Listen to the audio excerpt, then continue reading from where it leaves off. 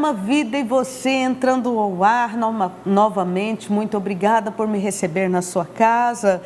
E o programa Vida e Você sempre traz assuntos que são interessantes para o nosso dia a dia, serviço de utilidade pública ou assuntos do cotidiano que nós precisamos estar a par, que todos nós deveríamos saber alguma coisa a respeito.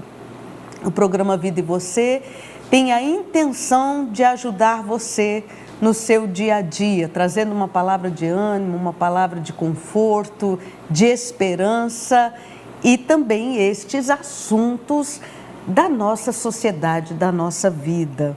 Hoje eu tenho aqui pessoas, convidados muito especiais, mas daqui a pouco eu falo sobre eles. Eu quero primeiro dizer a você que me escuta, que me assiste, que se você está passando algum problema, alguma dificuldade, você pode ligar no 4007-2910, é o nosso Disque Oração na Igreja Fonte da Vida. Nós queremos orar por você, nós queremos conversar com você. Não passe problema sozinho, não temos todas as respostas, né? Não precisa você esperar que vai encontrar respostas pré-fabricadas num Disque Oração, não vai. O que você pode encontrar é ajuda e alguma orientação, né? Talvez a gente te dê aí alguma orientação, mas orar por você, com certeza nós vamos orar.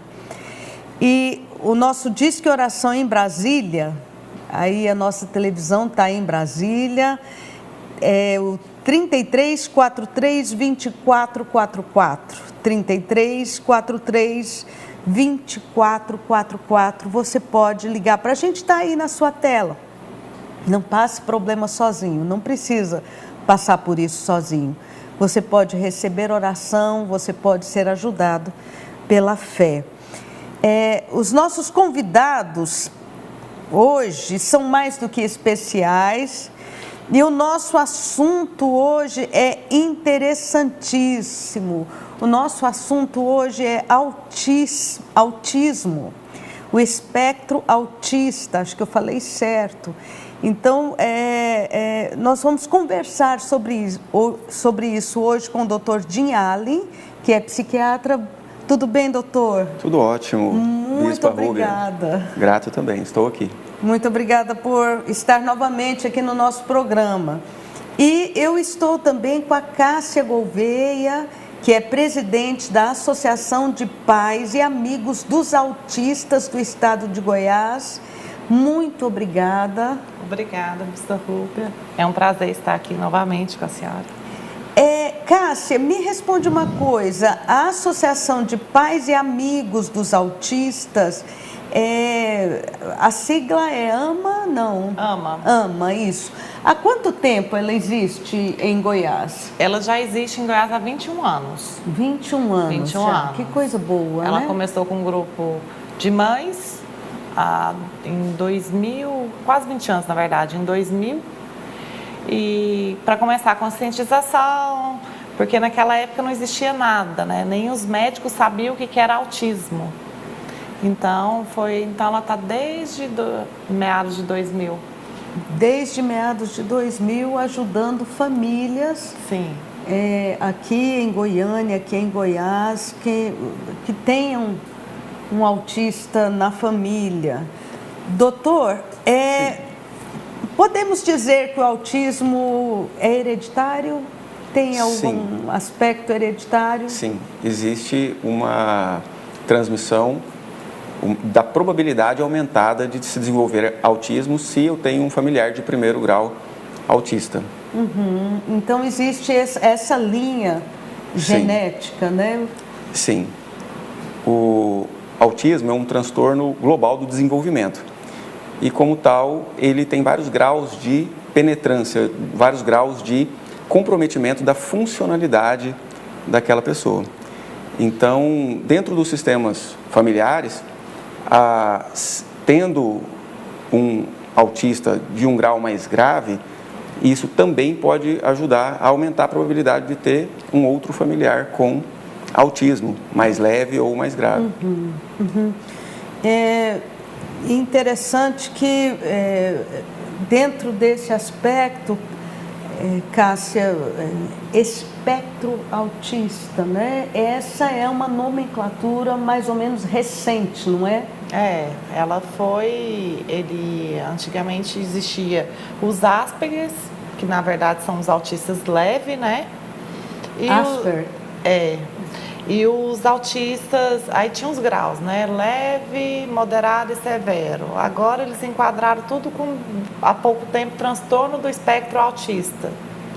Que na verdade, o autista, cada um é único. Não é por ser leve que ele é igual ao outro que é leve. Eu conversando com uma mãe de um autista leve, né? E ele foi diagnosticado com autismo ele era adolescente, se não me engano, de 15 anos para frente. Quer dizer, até então ele tinha coisas peculiares, particulares, mas ninguém havia dito ele tem a síndrome, né? Então, conversando com ela, ela me disse, olha, ele é diagnosticado como autista leve, né? Mas de leve não tem nada. Nem para a família, nem para ele próprio, né? Então, Exatamente. Igual, às vezes você acha que um moderado, um exemplo, a sensibilidade auditiva que o autista tem. Às vezes o leve tem uma sensibilidade auditiva e o severo não tem essa sensibilidade auditiva. Os sons são muito agressivos para eles, não? Exatamente. Então, assim, a gente fala que é uma montanha-russa. Você conviver com autista é uma montanha-russa. Hoje está bem, mas amanhã pode acontecer uma simples mudança de rotina, mudar tudo. Isso tanto para o leve, quanto para o moderado, quanto o severo. Uhum. E, inclusive, os sintomas, eles se modificam de uma pessoa para outra. A intensidade deles.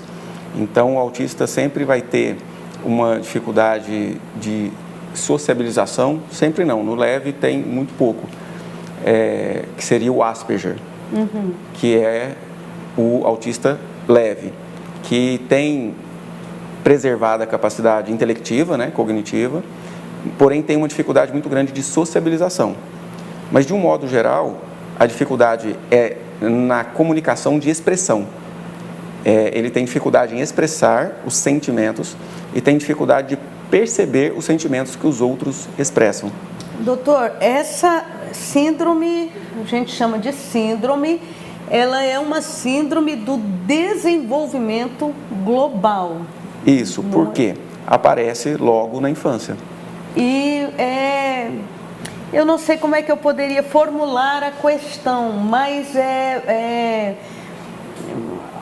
eu vou falar como a gente falava antigamente, né?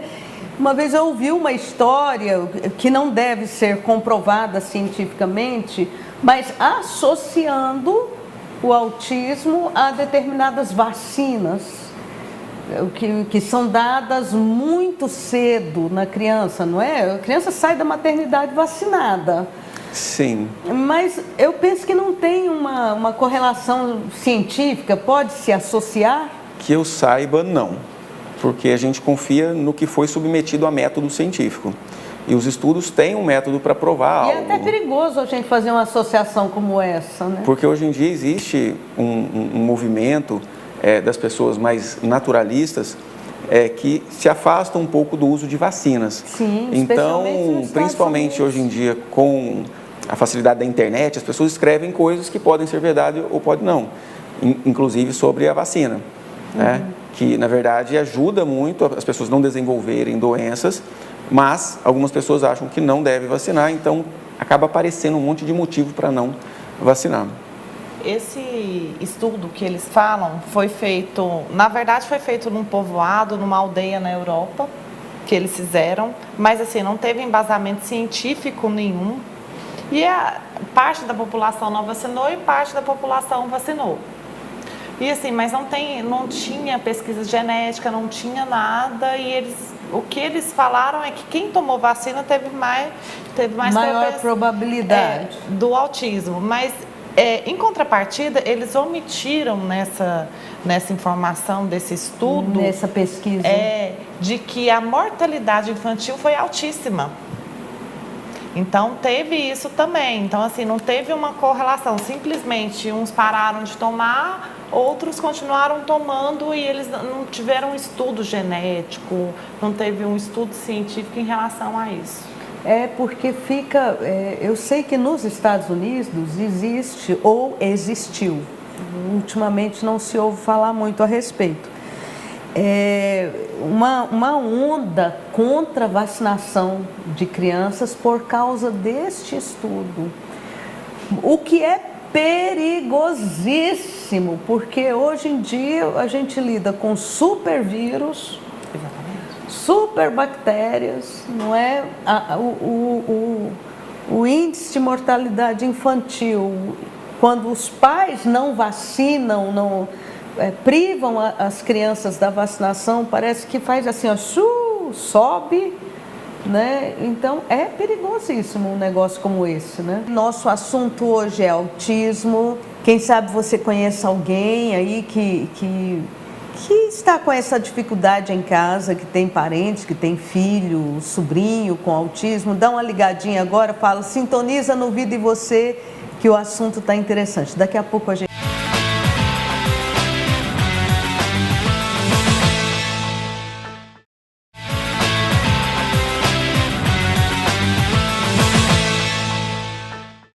Vida e Você. Hoje estamos falando sobre autismo, sobre o espectro autista.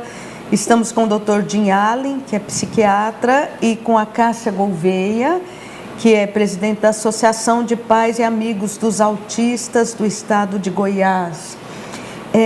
Cássia, eu te perguntei, fiz uma pergunta aqui em off, essa associação é ligada a outras associações no Brasil ou é uma associação voltada para o Estado de Goiás aqui? Ela é voltada para o Estado, a gente não tem nenhuma ligação com outras associações. É uma ONG? É uma ONG. Nós temos parcerias, né? A gente tem o Reunida, que é uma rede unificada internacional, que a gente participa do Reunida, que tem os membros de honra é a própria Berenice Piana, que é a coautora da lei federal, que deu todos os direitos ao autista de uma pessoa com deficiência. Uhum. E a gente é mais estadual mesmo, é mais estado, Goiás. Uhum. E como é que funciona? Qual é o objetivo da AMA? Ela visa atender, ajudar as famílias, dar soluções ou caminhos? Qual é o objetivo da AMA? O objetivo da associação é o acolhimento das famílias e principalmente a luta pelos direitos, tanto do autista quanto da família em si, porque não adianta você tratar o autista e não tratar a família. Uhum. Porque a família adoece junto, igual a gente fala, não adianta você querer que os filhos estejam bem se os pais não estiverem bens. Então a gente luta, dentro desses direitos, acesso à saúde, acesso à educação, acesso ao lazer. E a gente tem um projeto desde 2016, que é a criação de um centro de referência do autista no estado. Uhum. Ele está caminhando, mas... Você é mãe de autista? Sou.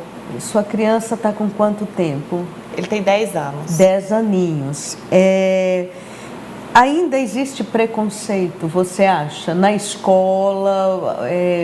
A minha pergunta existem escolas que podem rejeitar a matrícula de um autista? E quando isso acontece, a família tem direitos? Pela lei, tanto a lei de inclusão quanto a lei da 12764, escola nenhuma pode recusar a matrícula não só do autista, mas qualquer pessoa com deficiência. Ela é obrigada a aceitar a matrícula, desde que tenha vagas disponíveis para todos. Mas na prática não é isso que acontece. Às vezes a escola até aceita a matrícula, mas deixa o aluno jogado no canto. Não tem a estrutura para ajudar aquela criança, né? Na verdade, Bispa, hoje eu vejo de forma diferente, não é nem questão de estrutura, é questão de não querer, de não ter interesse, porque se você parar para pensar, a população com deficiência gira em torno de 24%. Então, a população é, assim, significativamente pequena em relação à outra população, né? Então, eles não têm muito interesse, a gente percebe isso, e isso é na prática, é tanto na escola pública quanto na escola particular, até as mais elitizadas. Com alguma frequência eu faço relatórios para as escolas disponibilizarem um professor exclusivo, né? Uma assistência especial para o aluno com autismo ou outros déficits. Com um laudo, Como é um direito de lei, o laudo ele vai ajudar a embasar, né, uma busca. Para que o município, busque. Né, no caso, né, ou a escola particular providencie. Isso tanto na rede pública quanto na particular? Sim. Na particular. Sim. Mas a gente viu que ainda teve algumas coisas, uns problemas, igual na educação agora, no Estado, o Estado tirou todos os professores de apoio, de todas as pessoas com deficiência. O Estado tirou. Que coisa, gente. O município, ele não tem professor de apoio, ele tem cuidadores. Esses cuidadores, na verdade, não são profissionais não gabaritados. Eles não têm, são ensino médio e eles costumam cuidar de no mínimo 3 a 6 pessoas. É muita coisa. Não consegue. Não, é muita coisa, é muita coisa. Nas escolas, só complementando, nas escolas particulares, a grande maioria, elas cobram um adicional por isso. Para o professor. E lembrando, Bispa, que a parte mais importante do tratamento é justamente essa abordagem psicopedagógica. Porque a medicação mesmo, às vezes, vai servir mais para diminuir alguma agitação que tenha. Às vezes o pensamento vem um pouquinho embaralhado, tem uma medicação que deixa ela mais linear. Mas o que mais vai ajudar essa criança a se desenvolver é a assistência psicológica e psicopedagógica. Eles têm um mundo especial dentro deles, que precisa de ter o profissional que entende esse mundo para que ele possa progredir. Nos Estados Unidos tem um programa, né? É um programa público, de assistência pública, vamos dizer assim. Eles chamam de Early Intervention, quer dizer, a intervenção antecipada. Então, quando uma criança já se percebe alguma coisa na criança, por exemplo, eu sei que existem testes que são muito simples para bebês, que pode pegar uma dificuldade de desenvolvimento. Por exemplo, a criança que está brincando aqui, né? Brincando com alguma coisa na mesa, um papel e tudo. Se eu chego e ponho a mão no papel, o bebê de 6, 7, 8 meses, ele vai virar e procurar meus olhos. Dizem que a criança com autismo não. A criança com autismo continua, minha mão está em cima do papel, mas ele vai... Esse seria um dos sintomas. E nos Estados Unidos eles já começam com uma intervenção aí, exatamente de estímulo cognitivo. Sim. Para estimular aquela criança para que venha o desenvolvimento, né? Eu conheço uma família nos Estados Unidos que são pais de trigêmeos. E talvez pela prematuridade, os 3 meninos tiveram dificuldade, né, no desenvolvimento. Sim. E as 3 crianças são assistidas desde 6 meses, talvez 5 meses, 6 meses. Vai gente em casa para essa estimulação. Hoje as crianças estão na escola e estão se desenvolvendo bem, né? No Brasil nós não temos um programa como esse ainda, vocês já ouviram falar? Existe um protocolo já que foi criado para diagnóstico a partir de 6 meses. A partir de 6 meses? Isso, existe um protocolo no Brasil já, só que ele ainda não está sendo aplicado. Mas já existe. No entanto, já existe uma recomendação para os próprios pediatras já começarem a analisar os sintomas, os sinais de autismo. Então, porque quanto mais cedo o diagnóstico vier, melhor mais cedo a criança é estimulada e, doutor, pode haver uma resposta melhor com esse estímulo? Com certeza, porque o desenvolvimento neuropsicológico vai acontecer, de uma forma ou de outra. Como ele tem um jeito especial de se comunicar e de interagir com o mundo, se esse jeito especial não for contemplado, digamos assim, se as pessoas não estiverem preparadas para esse jeito, esse desenvolvimento não vai acontecer. Então, uma criança que a gente dá o diagnóstico com 1 ano, 2 anos, 3 anos, é totalmente diferente de uma criança que vai receber o diagnóstico aos 7 anos, aos 10 anos, ou até quando adulto. Na adolescência, por exemplo. Então, ele perdeu um período que o desenvolvimento da habilidade sociocomunicação, né, de sociocomunicação, e que se perde. Por quê? Porque estão tentando ensinar ele de uma forma que ele não aprende. Então, quanto mais precoce o diagnóstico, melhor é a resposta. O prognóstico, ou seja, o que vai se suceder com aquela criança.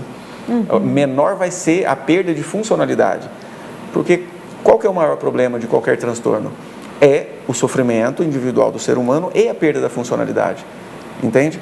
Então, quanto mais ele souber funcionar, digamos, no mundo, cumprir as suas funções de filho, ajudar em alguma coisa, ou conseguir estudar e conseguir ter uma profissão, por exemplo, o que é totalmente possível, né?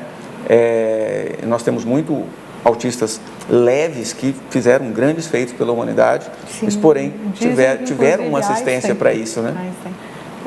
O Steve Jobs. Eu quero fazer uma outra pergunta para o Dr. Jim Allen. Sim. Existem comorbidades, por exemplo, uma síndrome, uma outra síndrome associada com autismo, uma outra dificuldade, um outro problema associado com autismo? Sim. Muitas vezes o autismo vem acompanhado do déficit de atenção e hiperatividade. Então, é uma criança que fica mais acelerada. Eventualmente, pode ter psicose, né, assim, associada como uma comorbidade. Pode ter uma depressão junto, porque a depressão, aquela dificuldade de lidar com o ambiente à volta, faz com que ele tenha um sofrimento emocional, psicológico grande. Então, muitas vezes desenvolve a própria depressão, sensações de medo, né? Se a família não estiver ajudada e preparada para esse tipo de coisa, pode vir muito sofrimento daí, né? Sim, com ajuda já é difícil. A família, quando recebe o diagnóstico, olha, seu filho tem autismo, elas vivem um certo luto, né? Assim, é como se fosse a perda daquele filho perfeitinho que elas imaginaram, que elas sonharam tanto. Então, essa assistência à família, até para que essa criança não se sinta excluída, né? Essa criança não se sinta mal por apresentar aquela alteração do comportamento. Então, a assistência à família para que elas saibam lidar e se satisfazer plenamente com aquela criança do jeito que ela é fundamental para que essa criança melhore. Nós vamos assistir uma matéria muito interessante sobre autismo. Não saia daí, depois nós voltamos. Estamos na Associação Espaço Vida Mais Amor, uma entidade sem fins lucrativos que assiste crianças, adolescentes e adultos que são portadores do transtorno do espectro autista. Esse momento é muito aguardado pela criançada. Em meio a um calor intenso, é possível se refrescar e, mais do que isso, realizar atividades educativas dentro da piscina. O calor do sol só não é mais forte do que o calor humano, que as pessoas assistidas encontram nos funcionários da instituição. A ausência do poder público em lidar com o problema inspirou a Carla e algumas mães de pessoas autistas a criarem um espaço dedicado exclusivamente ao acolhimento de quem é portador desse tipo de transtorno. A associação surgiu há 6 anos e hoje se transformou em uma referência na assistência de quem lida com essa questão. Nós funcionamos matutino e vespertino. No matutino hoje nós temos o infantil e o infanto-juvenil, o jovem adulto fica mais no vespertino. Sendo que tem também a profissionalização, que aí é matutino e vespertino. e em várias áreas. Eles são contratados através dos talentos que eles têm. E aí nós aproveitamos com as parcerias de empresas que nós temos. O espaço vive de doações e não recebe nenhum incentivo do poder público. Atualmente, a associação atende 40 famílias e mantém uma equipe que conta com profissionais de diversas áreas, como educadores, psicopedagogos, fisioterapeutas, entre outros ramos de atuação. Cleide tem um filho de 7 anos que é autista e passa boa parte do tempo aos cuidados da associação. Ela lembra que antes de completar 1 ano de vida, o bebê apresentava comportamentos diferentes das crianças da mesma faixa etária dele. Para a mãe, não foi fácil receber esse tipo de diagnóstico. É um baque, né, quando a gente descobre que nosso filho tem autismo, porque a primeira coisa que vem na cabeça da gente é o futuro dele, né? Se ele vai se desenvolver, se ele vai conseguir ser independente, né? Se ele vai conseguir ter uma vida normal, né? Fazer pelo menos o básico para quando a gente faltar ele conseguir, né, viver sozinho. Essa é a maior preocupação e realmente quando eu descobri foi o que mais mexeu comigo. Visando melhorar a qualidade de vida do filho, Cleide deixou a profissão de lado e passou a se dedicar integralmente ao menino. Ela não se arrepende da decisão e precisou se adaptar à realidade da criança. Minha família recebeu a notícia da melhor forma possível, a gente encarou e foi procurar formas de tentar ajudar ele a desenvolver, então de imediato a gente já foi procurar terapias, isso na verdade desde 1 ano de idade, antes mesmo de fechar, a gente já correu atrás para ir buscar formas de desenvolver ele. O autismo gera limitações, especialmente na comunicação e na sociabilidade de quem é portador desse transtorno, que geralmente é diagnosticado na fase inicial da infância. Hoje está cada vez mais cedo sendo diagnosticado. É importante procurar um psiquiatra, né, que são os médicos que fazem esse diagnóstico e encaminham para os terapeutas fazerem também uma avaliação, caso seja necessário. Aquela criança que às vezes ela fica mais no cantinho, ou não tem um contato visual, ou demora um pouquinho a vir esse lugar da fala, qualquer indício que a gente perceba que está um pouquinho fora do desenvolvimento infantil, já é importante estar levando. Leva no pediatra, o pediatra vai indicar um psiquiatra infantil para poder estar fazendo essa avaliação. E mesmo que não seja diagnosticado de imediato, mas já é importante ver o que já pode ser feito. Nessa sala da associação, as pessoas assistidas também aprendem a lidar com as dificuldades cognitivas, que geralmente afetam quem tem autismo. Aqui eles aprendem brincando e inclusive se superam na confecção de alguns jogos, de maneira lúdica. Com muita diversão e carinho por parte das monitoras, a criançada realiza diversas atividades. Como a Associação Espaço Vida Mais Amor vive de doações, anote o telefone da instituição.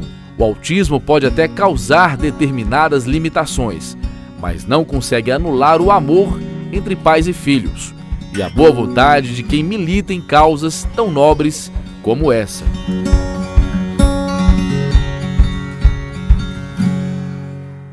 Programa Vida e Você, hoje com um assunto interessantíssimo. Estou aqui com pessoas que eu agradeço muito a presença, tanto a Cássia Gouveia quanto o Dr. Dinhali. Muito obrigada novamente pela presença de vocês. Cássia, você nos contava aqui em off, né, uma história de um autista que deu uma palestra, foi isso? Foi. E ele explicando as emoções dele em relação à família? Isso, ele falava o seguinte, que até mais ou menos os 5, 6 anos de idade, ele achava que morava com 4 pessoas, né, que eram os irmãos e o pai e a mãe, que quando ele precisava recorrer, ele ia para o pai ou para a mãe, mas não tinha uma relação mais afetiva, mais... É como o autista sente. Só que aí, com o passar do tempo, a mãe começou a entender o que ele gostava. Ele gostava de muito assistir filmes da Disney. Então, a mãe pegou uma vez, queria ir para a fazenda, pegou a televisão, pegou o videocassete e carregou para a fazenda. E aí, ele se descobriu naquele mundo. Então, começou, a entrar no que ele gosta Para tentar trazê-lo para cá.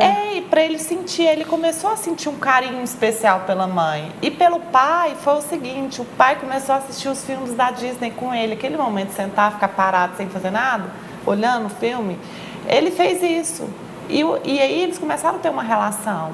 Foi isso que ele conseguiu. Ele falou assim, porque muitas das pessoas falam que o autista não ama ninguém. Ele ama. Só que ele ama a essência da pessoa que ela é, não o que ela te proporciona. E também eu acho que a grande dificuldade é a expressão, não é? Expressão. A expressão. É uma expressão diferente da nossa. Sim. Totalmente diferente da nossa. E quando se revela essa expressão, ela é sempre extremamente sincera. Exatamente. Que coisa, né? Uma vez eu, conversando também com uma mãe de autista, ela colocou muito a questão da ingenuidade. Por exemplo, fica uma pessoa ingênua, é isso? Acontece? Pode acontecer? Sim, porque quando ela gosta da pessoa, ela realmente gosta daquela pessoa. Então, assim, ela acredita. Mesmo que tenha já 15, 16 anos, né? Sim. Sim, ela até que alguns até criam uma certa dependência pela pessoa em relação. Doutor Diale, o que que as pessoas precisam saber? Eu vou fazer a pergunta para os dois. O que seria interessante saber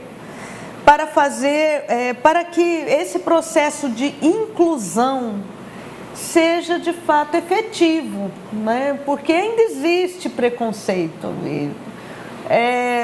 A gente vê muito agora, a televisão tem lançado propagandas a esse respeito, né? Ou rede social, a gente está vendo aí algumas propagandas a esse respeito. Se uma criança está dando uma birra fenomenal, né? Não julgue.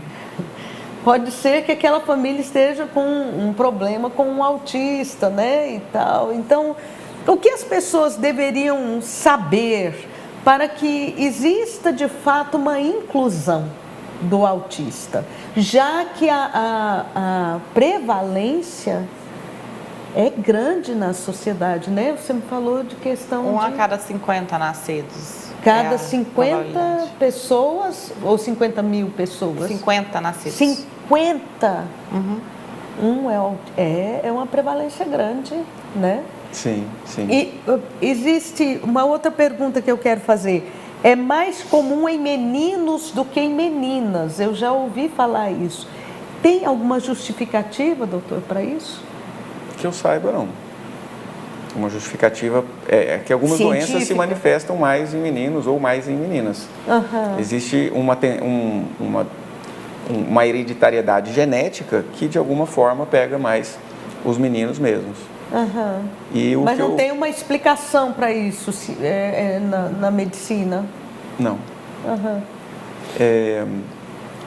Eu acredito que o que é mais importante para a gente realmente contribuir para o desenvolvimento dessas crianças é abrir mão da ilusão do controle. A ilusão de que a gente é que sabe o que é bom para outra pessoa, a gente é que sabe como que ela tem que ser, a gente é que sabe como que ela tem que comportar, como que ela tem que se relacionar com as pessoas, a gente que sabe que ela que tem que ir no cinema, se ela não quer sair, a gente cria aquela expectativa. Então, esse processo de inclusão do autista é um olhar para ele apenas como diferente, não pior nem melhor, mas diferente. Uma via, quem garante que a normalidade é melhor ou pior? A normalidade é só o que a maioria, como a maioria se comporta, ou o que a maioria acha. Mas não quer dizer que a minoria esteja errada. Então, aquele jeito de viver do autista, ele tem que ser respeitado. E quando a gente respeita esse jeito dele ser, ele consegue se desenvolver e se expressar como ela descreveu nesse relato. Cada um deve ter o seu ritmo, né?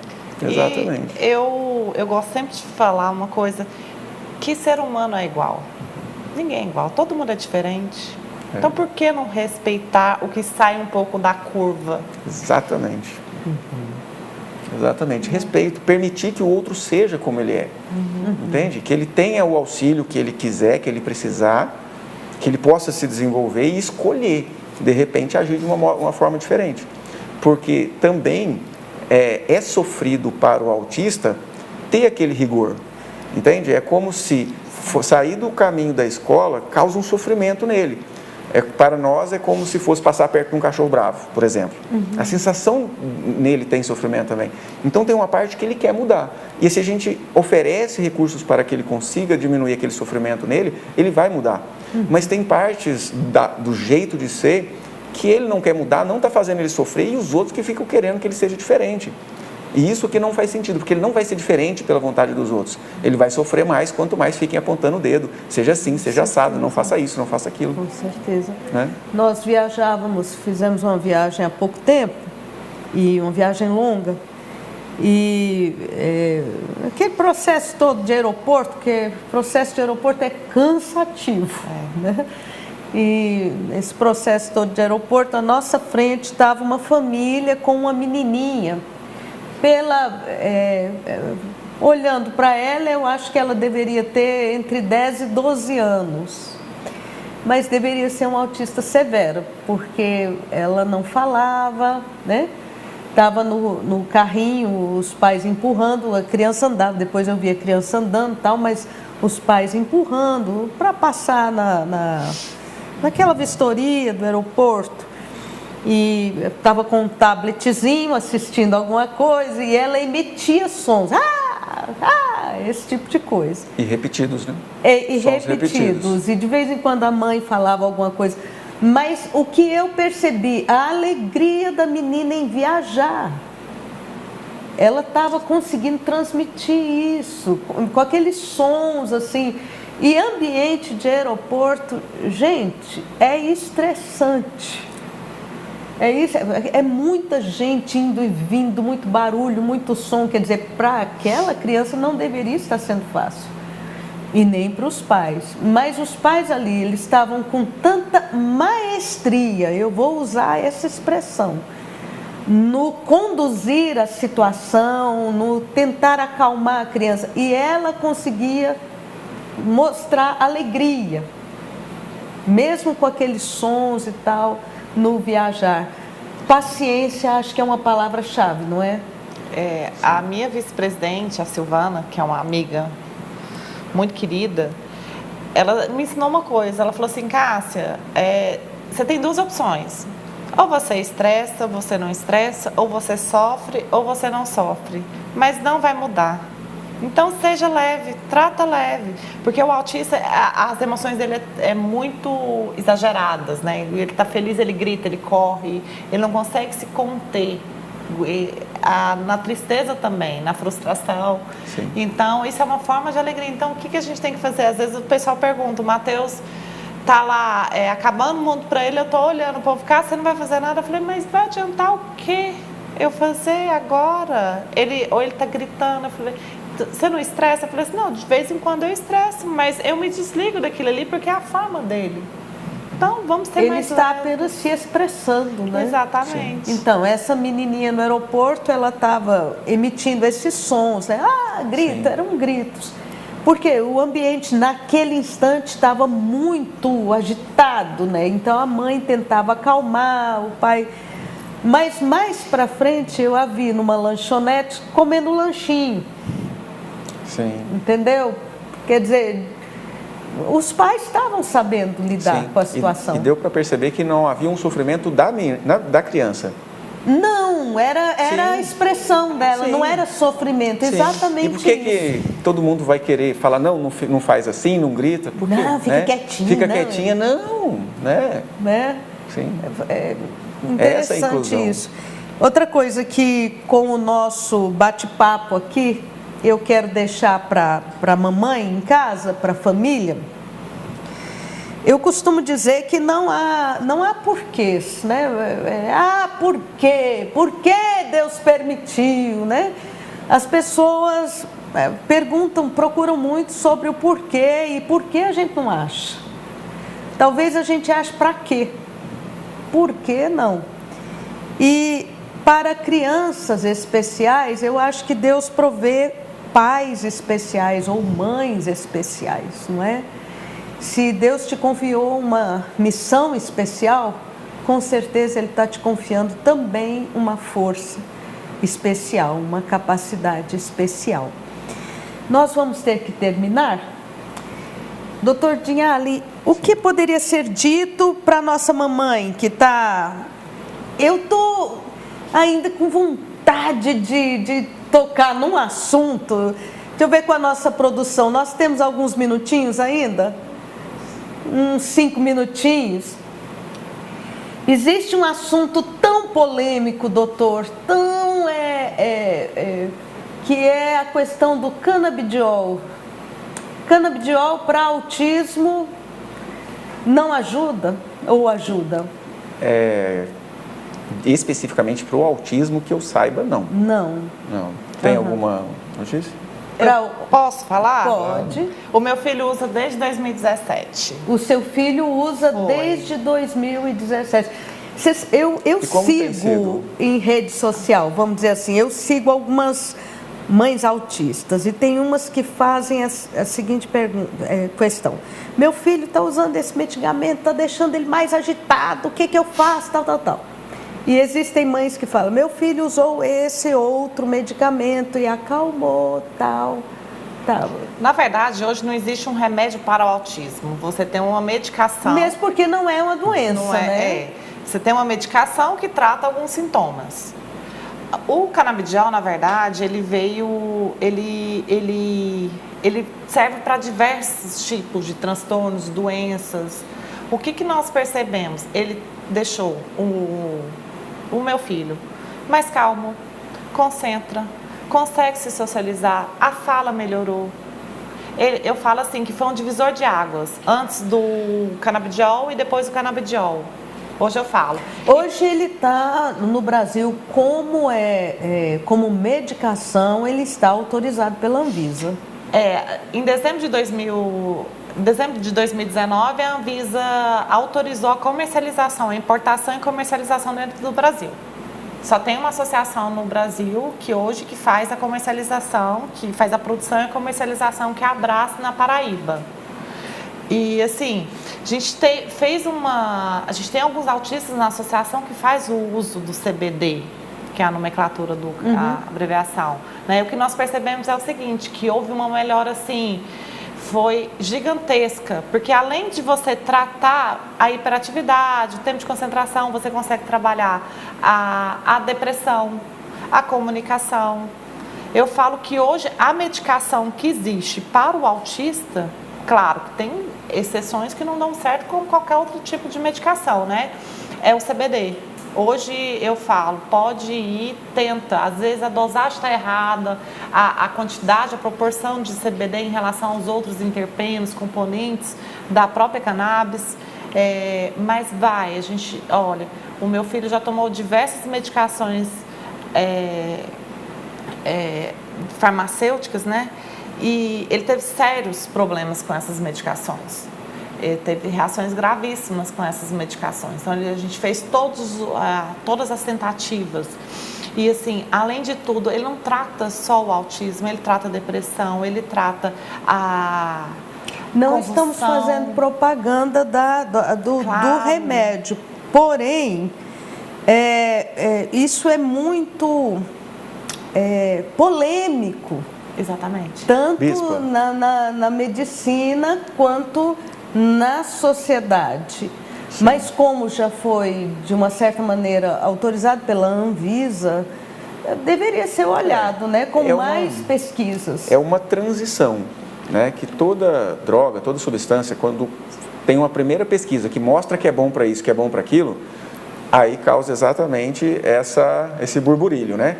É bom, não é? Aí começa a ter outros estudos e mais pessoas usando.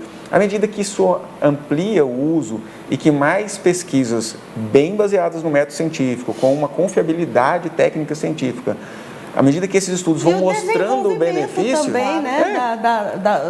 Aí vai liberando. Da formulação. Sim, quanto mais esses estudos até aprimoram a substância ou provam o quanto ela é boa, mais ganha confiabilidade. Aí para de ter essas controvérsias. Aí não é mais controvérsia quando os estudos mostram. Eu acredito que o CBD ele está nesse caminho aí. A diferença entre o veneno e o remédio é exatamente a dose. Verdade. Não é? Então, eu quis fazer essa pergunta porque é muito polêmico e cheio de preconceitos também. E eu acredito que sendo usado e prescrito por médico e sendo usado na fórmula como remédio, é válido, sim. Eu tenho ouvido falar de muitas pessoas com benefícios, não é? Mães, especialmente autistas, pessoas com benefícios com o uso da medicação. Só complementando, a partir dessa autorização da Anvisa que teve para venda aqui, os laboratórios, as empresas que comercializarão, elas obrigatoriamente terão que fazer pesquisa em relação a isso. Elas vão ter que ter um campo de pesquisa em relação a isso. Então, isso vai trazer mais clareza em relação. Exatamente. Ao uso. Tá aí, programa Vida e Você. Muito obrigada, doutor Dinhali. Uma palavrinha para nossa mamãe que está nos assistindo? Sim, eu digo que olhe sempre para o seu filho, qualquer que seja a situação que ele viva, e diga, olhando nos olhos, você é perfeito do jeito que é. Você tem um lugar em meu coração. Quando você disser isso, algo mágico vai acontecer. Faça e veja. Muito obrigado. Cássia, alguma coisa para a mamãe que esteja assistindo, que talvez esteja sofrendo ou acabou de receber um diagnóstico, né? E às vezes, quando as pessoas recebem um diagnóstico, é a mesma coisa de receber um terremoto em casa, né? O que eu falo sempre é que para ela, que isso não é o fim do mundo. É só o início de uma vida que você vai conhecer o amor puro, porque o autista ele te ensina o que é o amor puro, entendeu? E o que eu complemento é o seguinte, não só para as mães, mas as pessoas em volta, tanto a família, os amigos, quando chega para a mãe de um autista, pergunta para ela o que você precisa, eu posso te ajudar? Que às vezes é isso que a mãe precisa. Esses dias eu li uma frase, e é uma frase que eu vou tentar aplicar mais, né? No cotidiano, na minha experiência com as pessoas. Quando você perceber uma mãe muito cansada, não diga para ela, você está cansada, está com aspecto cansado. Não diz isso para a mãe, não. Vira para ela e fala assim, você está fazendo um excelente trabalho. Você vai conseguir.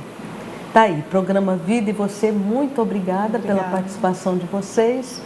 Até a próxima, a gente volta.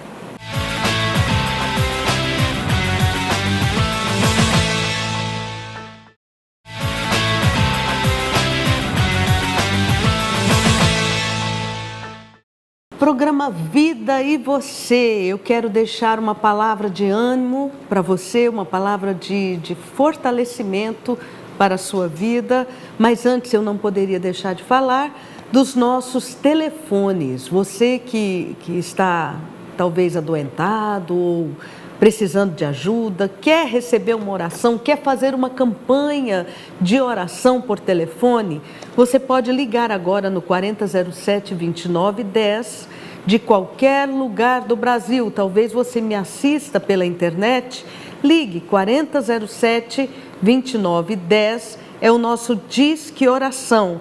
Em Brasília, o nosso telefone é 3343-2444.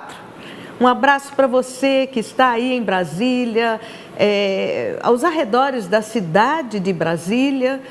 Que Deus abençoe a sua vida, que a sua semana seja cheia de graça. E o nosso Disque Oração aí é 3343-2444. Liga para a gente. Queremos falar com você, queremos te ouvir e queremos orar por você. Eu quero deixar uma palavra com você hoje. Está em Filipenses capítulo 4, versículo 6 e 7. Diz o seguinte, a palavra do Senhor: não andeis ansiosos de coisa alguma, em tudo, porém, sejam conhecidas diante de Deus as vossas petições, pelas orações, pela súplica, com ações de graça.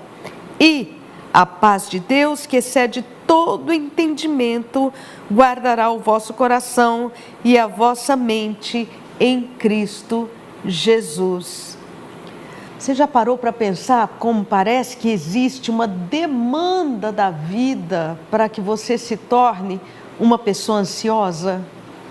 É comum hoje em dia a gente ver crianças ansiosas, criança com tique nervoso, de ansiedade.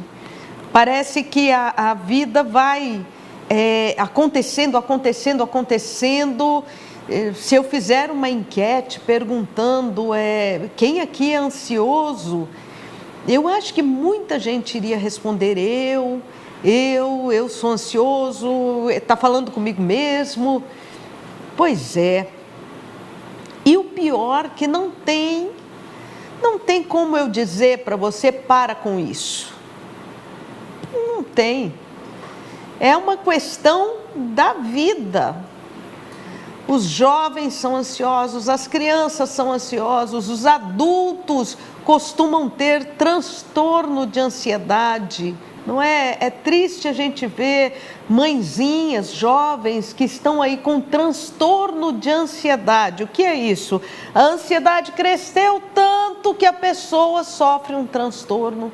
E aí vem síndrome do pânico, agorafobia e outros transtornos que vêm a partir da ansiedade exacerbada. Preocupação exacerbada, aquele negócio de que eu tenho que dar conta, eu tenho que conseguir, e a pessoa vai até que perde o pé e se adoece fisicamente, adoece mentalmente, adoece espiritualmente, adoece socialmente, porque a pessoa começa a evitar aglomerado de pessoas, evitar se relacionar. É uma situação difícil, essa que vivemos numa sociedade que produz ansiedade. É nisso que eu quero chegar. A sociedade, a família produz esta ansiedade. Faz com que as pessoas fiquem ansiosas. Mas o que a palavra de Deus diz a respeito? Aqui em Filipenses, capítulo 4, nós temos uma fórmula para nos ajudar a lidar com a ansiedade. A ansiedade é alguma coisa no seu físico, no seu corpo, nas suas emoções. E a Bíblia te dá uma fórmula para ajudar a domar. O melhor é falar isso, a domar a ansiedade. Qual é esta fórmula? Em tudo, porém, sejam conhecidas diante de Deus as vossas petições. Transforme a sua preocupação em oração. Transforme o peso da sua alma em oração. Transforme essa dor, este medo que você tem em oração. Fale em palavras. Diga a Deus aquilo que você está sentindo. Se você diz para mim assim, bispa, simplesmente não consigo, eu começo a orar e parece que ninguém está me ouvindo. Continue, é isso mesmo. Entre no seu quarto, dirija o seu pensamento a Deus e comece a falar. Mesmo que você não sinta que tem alguém ouvindo, a palavra de Deus diz que Deus ouve a oração. A palavra de Deus não diz, eu sinto que Deus ouve a oração. Não é isso. Ou eu sinto que Deus está me ouvindo agora. Ou eu sinto... Não, a Bíblia não diz isso. Os sentimentos são humanos. Os sentimentos são pessoais. Então, apesar do meu sentimento, eu não sinto que tem alguém me ouvindo. Eu acho que ninguém está me ouvindo. Isso é um sentimento. Apesar do sentimento, eu sei que Deus está ouvindo. Porque a Bíblia diz que Ele ouve todas as orações feitas em nome de Jesus. Então, se a Bíblia diz, eu vou fazer. Eu vou orar, eu vou separar um tempo, não precisa ser muito tempo, pode ser 5 minutos, entra dentro do seu quarto, tá? Olha, é difícil concentrar, a mente vagueia, é por isso que é melhor você falar. Comece a oração dizendo, Senhor meu Deus, eu me coloco na Tua presença nesse instante e eu peço que o Espírito Santo me ajude a falar com Deus daquilo que pesa o meu coração, das minhas dores, das minhas preocupações, dos problemas. Estou te ensinando a orar, sim. Às vezes fica mais fácil se você faz uma lista escrita num papel. 1, 2, 3, 4 pedidos. E aí você entra para o quarto e começa a orar e fala sobre aqueles pedidos. Fale. Em tudo, porém, sejam conhecidas diante de Deus as vossas petições pela oração, pela súplica. A gente começa orando, daqui a pouco você percebe que está suplicando. Súplica é aquele negócio que sai da alma, sabe? Aquela fala, aquela oração que sai da alma, que vem carregada de emoção, e às vezes a gente chora na presença de Deus, ou às vezes a gente fala baixinho, porque a gente diz, Deus, está tão pesado que eu não consigo nem falar alto. Isso é súplica. Pela súplica, pela oração, com ações de graça. E aí nós temos uma promessa de Deus.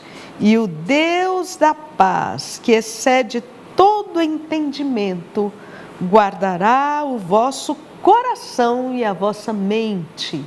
Quando a Bíblia faz essa divisão, a Bíblia está falando de emoções e intelecto, cognição e emoções, coração e mente.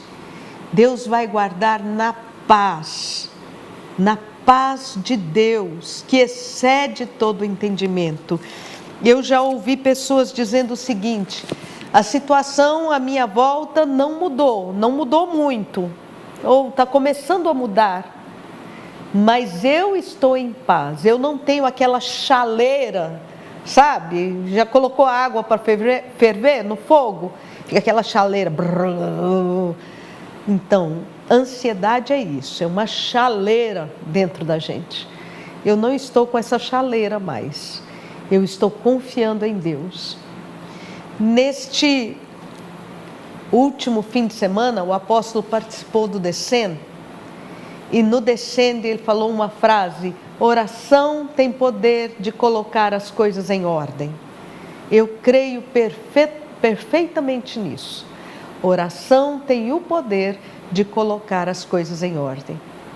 Então ore ao Senhor e você vai ver que daqui a pouco a ansiedade vai abaixar e você vai poder continuar na graça, na fé, na esperança e com vitória. Deus abençoe a sua vida.